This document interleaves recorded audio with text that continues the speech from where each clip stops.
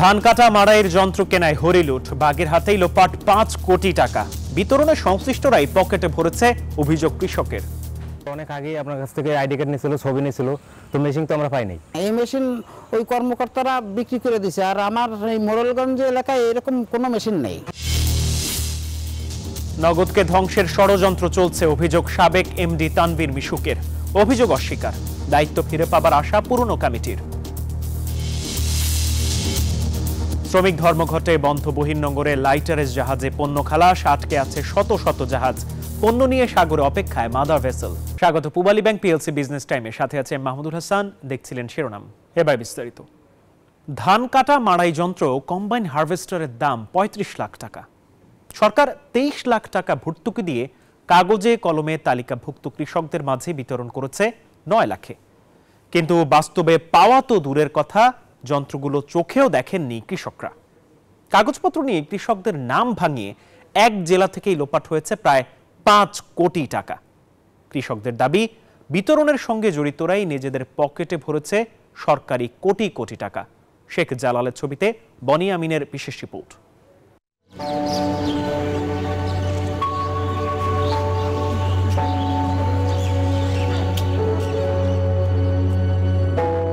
কৃষকদের স্বপ্নের ফসল ঘরে তোলার মৌসুম চলছে।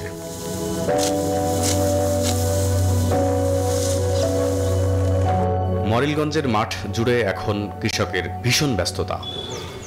সরকারি নথি বলছে, কৃষকের এমন কষ্ট, সময় ও অর্থ সাশ্রয়ের জন্য একটি প্রকল্প হাতে নিয়েছিল সরকার। 35 লাখ টাকা দামের ধান কাটা মাড়াই যন্ত্র 70% ভর্তুকি দিয়ে মাত্র 9 লাখ টাকায় দেওয়া হয় কৃষকদের।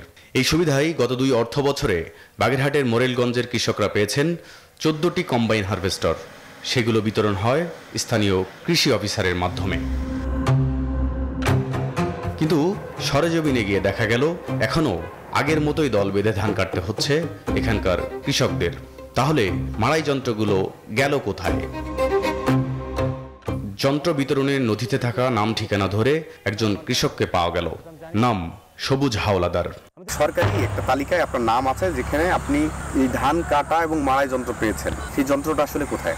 ভাই, ওটার জন্য তো আপনার অনেক আগেই আপনার কাছ থেকে আইডি কার্ড নিয়েছিল, ছবি নিয়েছিল, তো মেশিন তো আমরা পাইনি। আমরা এখনো হাতে ধান কাটি, দেখেন ওই যে এখনো কৃষকরা ধান কাটতেছে, হাতে কাটতেছে আর কি। কথা হয় তালিকাভুক্ত আরো কিছু কৃষকের সাথে। উল্লেখ আছে যে আপনাদের কাছে মেশিন আছে। না, আমাদের কাছে কোনো মেশিন নেই। আমার ছেলের কাছ থেকে আইডি কার্ড নিয়েছিল, এরপর ছেলের কাছ থেকে স্ট্যাম্পে স্বাক্ষর নিয়েছিল, কিন্তু আসলে আমরা কোনো মেশিন পাইনি। এই মেশিন ওই কর্মকর্তারা বিক্রি করে দিছে, আর আমার এই মোড়লগঞ্জ এলাকায় এরকম কোনো মেশিন নেই।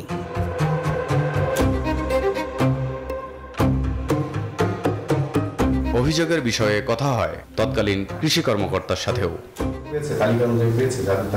হ্যাঁ, তালিকা অনুযায়ী তো পাইছে। দেখেন তো এই তালিকায় এটা পেয়েছে কিনা। সবাই পেয়েছে। আমরা তো উপজেলায় এমপি মহোদয়ের উপস্থিতিতে আমরা বিতরণ করছি, কিন্তু আমরা যেটা দেখেছি পাইনি। এক্ষেত্রে কি বলবেন? এখন আপনারা কিভাবে দেখছেন সেটা জানি না, আমরা তো তাদেরকে মেশিন দিয়ে দিছি। আচ্ছা, আপনার সামনে যদি তাদেরকে উপস্থিত করি? হ্যাঁ, করেন। অভিযোগ অস্বীকার করাই মুখোমুখি করানো হয় প্রতারণার শিকার তালিকাভুক্ত কৃষকদের। ওনার নাম এই তালিকায়, আপনার নাম বলেন? মোহাম্মদ সবুজ। এই যে সবুজ, পিতার নাম কি? আশরাফ আলী। ঠিক আছে তো সব? আচ্ছা, আপনি আপনার বিষয়টি একটু বলেন তো। উনি বলছেন যে আপনারা পেয়েছেন, তো দেখতে মেশিনের নাকি ছবি টবি তোলা হয়ে গেছে, তো পরে আমার কাছ থেকে মেশিনটা পাইনি আমি। এটা আমার কাছ থেকে আইডি কার্ড নিয়ে এটা প্রতারণা করছে আর কি। কারণ আমার কি করণীয় এখানে? আমার মেশিন লাগবে। আমার মেশিন কই? ওই আমাকে চেয়ারম্যান ওই ইউনিয়ন পরিষদও মেশিন গেছিল, এরপর ওই যারা আইডি নিছে তারা মেশিন নিয়ে গেছে। কাগজপত্র নেওয়া হলো, কিন্তু মেশিন আমাদেরকে দেওয়া হয়নি। আমরা তো চেক করছি, তখন তো এরা কৃষকই ছিল। এখন এটা তো করছে পরবর্তীতে। আমরা তো যখন বিতরণ করছি তখন পর্যন্ত তারা কৃষক সঠিক ছিল না। আমাদের যা বিতরণ করা সেটা করে দিছি। সবশেষ তো নিজের দায় দায়িত্বের কথাও অস্বীকার করে বসলেন এই কৃষি কর্মকর্তা। 1 বছর পরে এসে বলতেছে পাইনি। এখন কি বলবো? এখন কাদের মধ্যে বিচার? প্রমাণ দেখান যে ওনাদেরকে হ্যান্ডওভার দিয়েছেন। ওখানে তো না, এখন এই ছবি, এখন আমার এই মোবাইল আছে, নতুন মোবাইল, সেটা তো আগের মোবাইল ছিল। ওই অফিসে তো নাই। ওই অফিসে তো এখন সবকিছু চেঞ্জ হয়েছে। আগে একটা ছেলে ছিল, সেই ফাইলটা দেখাশোনা করতো, সেই ছেলেটা তো নাই, এখন অন্য অফিসার আছে। তো তো ওনাদেরকে বলতে হবে। হ্যাঁ, তাকে বলবো যে স্টেপ নিতে, যাতে কোম্পানি তাদেরকে বুঝাই যায়। শুনেন, আমি শুনেন, আমি আপনি মোরালেস আপনি যদি সেটা চান, ঠিক আছে, আমরা ওনাকে বুঝাই দেব। আচ্ছা, আমি একটা কথা বলি, ওনারা পাইছে কি পান নাই এজন্য আমি যাই না। তিনি অস্বীকার করলেও বাস্তবতা হলো কৃষি যন্ত্রগুলো বিতরণের তথ্য শুধু কাগজেই আছে, বাস্তবে নেই। কোম্পানির সাথে আমার কোনো দুর্বলতা নাই। বানিয়ামিন, নিউজ 24, বাগেরহাট। নগদকে ধ্বংস করে দিতে প্রতিষ্ঠানটির বিরুদ্ধে পরিকল্পিতভাবে ষড়যন্ত্র চলছে বলে দাবি করেছেন নগদের প্রতিষ্ঠাতা ও সাবেক ব্যবস্থাপনা পরিচালক তানভীর মিশুক। নতুন ব্যবস্থাপনা কমিটি ও প্রশাসকের পর্যবেক্ষণে উঠে আসা সকল অভিযোগ অস্বীকার করেছেন তিনি। তাদের আইনজীবীর আশা, আদালতের রায়ে আবারও দায়িত্ব ফিরে পাবে পুরনো ব্যবস্থাপনা কমিটি। 2018 সাল থেকে মোবাইলে আর্থিক সেবা দিয়ে আসছে ডাক বিভাগের প্রতিষ্ঠান নগদ। 9 কোটি গ্রাহকের এই প্রতিষ্ঠান পরিচালনায় অনিয়মের অভিযোগে গত 21শে আগস্ট নগদে প্রশাসক নিয়োগ দেয় বাংলাদেশ ব্যাংক। গঠন করা হয় 5 সদস্যের নতুন ব্যবস্থাপনা কমিটিও। গত 5 ডিসেম্বর নগদের বিরুদ্ধে অনিয়মের অভিযোগ বিষয়ে নিজেদের পর্যবেক্ষণ তুলে ধরে ডাক বিভাগকে চিঠি দেয় প্রশাসক ও নতুন ব্যবস্থাপনা কমিটি, যেখানে বলা হয় ভুয়া পরিবেশক ও এজেন্ট দেখিয়ে এবং অতিরিক্ত ই-মানি তৈরি করে বড় ধরনের জালিয়াতি করেছে নগদ। এর ফলে মিলছে না 2356 কোটি টাকার হিসাব। এ নিয়ে গত 16 ডিসেম্বর সংবাদ প্রকাশিত হয় একটি দৈনিক পত্রিকায়। এ বিষয়ে কথা বলতে রাজি হননি নগদের প্রশাসক বদিউজ্জামান দিদার। অনিয়মের অভিযোগে নগদের শীর্ষ 5 কর্মকর্তাকে এর আগেই বরখাস্ত করা হয়েছিল। তবে তাদের বিরুদ্ধে আনা অভিযোগ অস্বীকার করেছেন নগদের প্রতিষ্ঠাতা ও সাবেক ব্যবস্থাপনা পরিচালক। 317 কোটি 60 লাখ টাকার একটা গ্যাপ হয়েছিল, ঘাটতি হয়েছিল 2019 সালে, এবং সকল কিস্তি আমরা পরিশোধ করার পর মাত্র 2টা কিস্তি বাকি আছে। আপনি দেখতে পান যে এই কিস্তির ডেট হচ্ছে 28 ফেব্রুয়ারি 2025-এ দিতে হবে 20 কোটি, 30 জুন 2025 দিতে হবে 28 কোটি। সো টোটাল গ্যাপ হচ্ছে 48 কোটি। 17 নভেম্বরের পরে হঠাৎ করে তারা কোথা থেকে এই গাল গল্পটা তৈরি করলো যে হঠাৎ করে 600 কোটি টাকা গ্যাপ হয়ে গেছে। সো এরপরে যদি আসলে কোনো গ্যাপ হয়, সেই গ্যাপটা তো তাহলে এখন যে ম্যানেজমেন্টে আছে বা অ্যাডমিনিস্ট্রেটর আছে তারাই গ্যাপটা ক্রিয়েট করেছে, যদি গ্যাপ হয়ে থাকে। বাট আসলে কোনো গ্যাপ হয়নি। প্রশাসক দলের পক্ষ থেকে ডাক অধিদপ্তরকে জানানো হয়েছে, অনুমোদন ছাড়াই নগদে 41টি পরিবেশক হিসাব খোলার মাধ্যমে 1711 কোটি টাকা বের করে নেওয়া হয়েছে। এসব পরিবেশক হিসেবের দায়িত্ব ছিল সরকারি ভাতা বিতরণ করা। অনিয়ম হয়েছে সেখানেও, তবে এরও কোনো সত্যতা নেই বলে দাবি অভিযুক্তদের। প্রশাসক টিম কিন্তু ওনারা কিন্তু কোনো রং ইনফরমেশন দেয়নি। ওনারা বলেছে যে 41 জন ডিস্ট্রিবিউটর, এদের মধ্যে দেখা গেছে যে আওয়ামী লীগের লোকজন ছিল, যুবলীগের লোকজন ছিল, ছাত্রলীগের লোকজন ছিল। সো এরা হঠাৎ করে ব্যবসা বন্ধ করে চলে গেছে এবং এদের এই মাসে 1711 কোটি টাকা ট্রানজাকশন হয়েছে। This was the report. But এইটাকে আমাদের প্রথম আলো এমন ভাবে টুইস্ট করেছে যাতে মানুষের কাছে মনে হয় 1700 কোটি টাকা বের হয়ে গেছে। আমি একটা জিনিস ক্লিয়ার করতে চাই, নগদে প্রতিদিন ট্রানজাকশন হয় 1000 কোটি টাকার। সো প্রতিদিন 1000 কোটি টাকা ক্যাশ আউট হয়। সো 1700 কোটি টাকার নাম্বারটা যেভাবে বোঝানো হচ্ছে এমন কোনো নাম্বার না। প্রশাসক নিয়োগের বৈধতা চ্যালেঞ্জ করে আদালতে রিট আবেদন করেন নগদের সাবেক স্বতন্ত্র পরিচালক সাফায়াত আলম। সেই আবেদনের প্রেক্ষিতে গত 17 সেপ্টেম্বর রুল জারি করেন আদালত, যেখানে পেমেন্ট অ্যান্ড সেটেলমেন্ট সিস্টেম আইন 2024-এর সাথে সংগতিপূর্ণ না হওয়ায় প্রশাসক নিয়োগ কেন অবৈধ ঘোষণা করা হবে না তা জানতে চান আদালত। ইতিমধ্যে যেটা ঘটেছে, এই আংশিক শুনানি শুরু হবার পরেও বাংলাদেশ ব্যাংক কিছু পদক্ষেপ নিচ্ছিল যেটি নগদের জন্য ক্ষতির কারণ হতে পারত। সে অবস্থায় আমরা একটা নিষেধাজ্ঞার জন্য দরখাস্ত করি আদালতে। আদালত সে সময় এই একটা স্থিতি অবস্থা, যে এই কোম্পানির আভ্যন্তরীণ বিষয়ে একটা স্থিতি অবস্থার নির্দেশ দেয়। এই আইনজীবীর আশা, আদালতের রায়ে আবারও নগদ পরিচালনার দায়িত্ব ফিরে পাবেন পুরনো কর্মকর্তারা। হোসাইন শাহাদাত, নিউজ 24, ঢাকা। পার্বত্য এলাকার ভূমি সমস্যা নিরসনে কাজ চলছে বলে জানিয়েছেন পার্বত্য চট্টগ্রাম বিষয়ক মন্ত্রণালয়ের উপদেষ্টা সুপ্রদীপ চাকমা। শনিবার সকালে বান্দরবান কালেক্টরেট স্কুল অ্যান্ড কলেজের নতুন ভবন উদ্বোধন শেষে কথা বলেন তিনি। এটা পুরো বাংলাদেশে সিডাংহিলটেক্সের বিষয় না, এটা পুরো বাংলাদেশের বিষয়। এবং এটাও যদি বলেন এটা একটা গ্লোবাল ফেনোমেনন, দুনিয়া জুড়ে এই কাজটা হয়, ভূমি নিয়ে গোলমাল হয়। এবং ভূমি নিয়ে যা কিছু হচ্ছে আমি জানি যে আমাদের এই যে স্থানীয় প্রশাসন এইগুলির নিয়ম কানুন থেকে শুরু করে সব কিছু ওনাদের হাতে আছে। এখন ওনারা কিভাবে দেখবেন, আমার কাজ হচ্ছে ওনাদেরকে মনিটর করা, মনিটরিংটা করবো।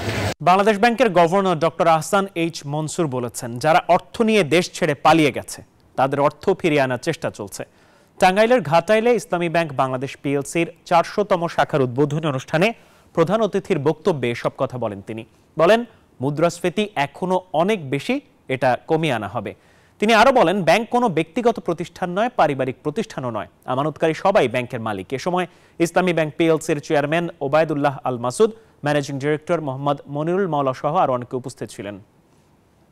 নৌ শ্রমিকদের ধর্মঘটে বন্ধ বঙ্গোপসাগরের বহির্নোঙরে লাইটারেস জাহাজে পণ্য খালাস। আটকে আছে শত শত জাহাজ। পণ্য নিয়ে সাগরে অপেক্ষায় মাদার ভেসেলও। কর্ণফুলীর 16টি ঘাটেও বন্ধ রয়েছে জাহাজ থেকে পণ্য ওঠানামা। জাহাজ থেকে পণ্য খালাস না হলে মোটা অঙ্কের ড্যামারেজ গুনতে হবে ব্যবসায়ীদের। কর্ণফুলী নদীর ধারে 16টি ঘাটে পণ্যভর্তি লাইটারের জাহাজে দীর্ঘ সারি, হচ্ছে না কোনো পণ্য খালাস। চাঁদপুরের মেঘনা জাহাজের 7 শ্রমিক খুনের ঘটনায় আতঙ্ক ছড়িয়ে পড়েছে নৌপথে পণ্য পরিবহনে। চলছে লাগাতার ধর্মঘট। জাহাজ থেকে পণ্য খালাস বন্ধ রেখে শ্রমিকরা করছে প্রতিবাদ, চাচ্ছে দোষীদের শাস্তি।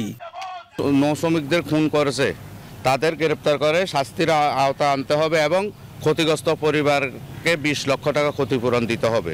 আমাদের নিরাপত্তা না দিলে আমরা এই ধর্মঘট অনবরতভাবে চালিয়ে যাব। শ্রমিকদের আন্দোলনে অচল হয়ে পড়েছে পণ্যবাহী জাহাজ চলাচল। বন্দর কর্তৃপক্ষ বলছে, বন্দরের ভেতরে মাদার ভেসেল থেকে পণ্য খালাস হচ্ছে, তবে লাইটারের জাহাজ বন্ধ থাকায় বন্ধ রয়েছে বহির্নোঙরে পণ্য খালাস। লাইটারের মাধ্যমে দেশের বিভিন্ন স্থানে যায়, সেগুলা বন্ধ আছে ওদের ধর্মঘটের কারণে। তবে বহির্নোঙরে পণ্য খালাস বন্ধ থাকায় পণ্যভর্তি মাদার ভেসেলের অপেক্ষা বড় ধরনের লোকসানে শিপিং সংশ্লিষ্টরা। একই সাথে আমদানি রপ্তানিকারকরাও পড়ছেন বিপাকে। জাহাজগুলো অলস বসে থাকলে প্রতিটা জাহাজের কিন্তু $15,000 থেকে $20,000 কিন্তু আপনার এগুলো ক্ষতিপূরণ আপনার দিতে হচ্ছে। আলাপ আলোচনার মাধ্যমে এই সংকট সমাপ্ত করে অচিরেই সর্বাবস্থা পূর্ব অবস্থায় ফিরিয়ে আনতে হবে। না হলে পরে আমাদের বিভিন্ন শিল্পপণ্য এবং অন্যান্য যে এসেনশিয়াল কমোডিটি আছে সেগুলি সরবরাহে বড় ধরনের একটি সংকট সৃষ্টি হওয়ার সম্ভাবনা রয়েছে। দ্রুত এই সমস্যার সমাধান চান ব্যবসায়ীরা। নয়ন বড়ুয়া, জয়, নিউজ 24, চট্টগ্রাম। বছরের শেষ সাপ্তাহিক ছুটিতে পর্যটকে মুখর কক্সবাজার সমুদ্র সৈকত। কানায় কানায় পরিপূর্ণ সৈকতের পর্যটন স্পটগুলো। পর্যটকের সমাগম বেশি হওয়ায় খুশি পর্যটন সংশ্লিষ্ট ব্যবসায়ীরা। কক্সবাজার থেকে ইরফানুল হাসানের তথ্যচিত্রে ডেস্ক রিপোর্ট।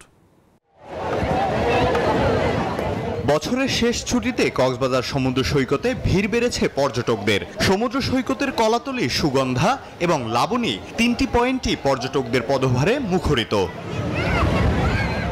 পরিবার পরিজন, বন্ধু বান্ধব নিয়ে দেশের বিভিন্ন প্রান্ত থেকে ছুটে এসেছেন পর্যটকরা। গা ভাসাচ্ছেন নোনা জলে। ফ্যামিলি ট্যুর নিয়ে আসছি, ফ্যামিলি বাচ্চা আছে, আম্মা আছে, সবাইকে নিয়ে আসছি। খুব ভালো লাগতেছে। ভালো লাগছে, আমি অনেক ছোট থাকতে এসেছিলাম, তো এখন আবার বড় হওয়ার পর এক্সপিরিয়েন্স নিয়েছি, তো আমার ভালোই লাগছে। এদিকে আবাসিক হোটেলগুলোতে প্রায় 90% কক্ষ বুকিং রয়েছে। পর্যটকের আগ্রহ দেখে বোঝা যাচ্ছে তারা হচ্ছে কক্সবাজারের পাশাপাশি সেন্ট মার্টিনও তারা রাত্রি যাপন করতে তারা খুবই ইচ্ছুক।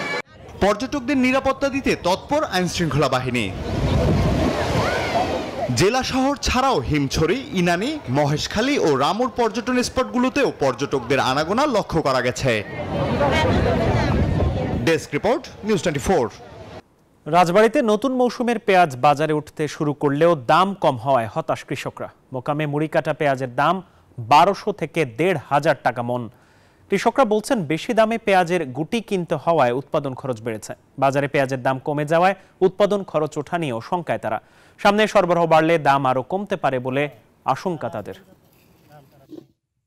এই ছিল পূবালী ব্যাংক পিএলসি বিজনেস টাইমের সাথে থাকায় ধন্যবাদ সবাইকে।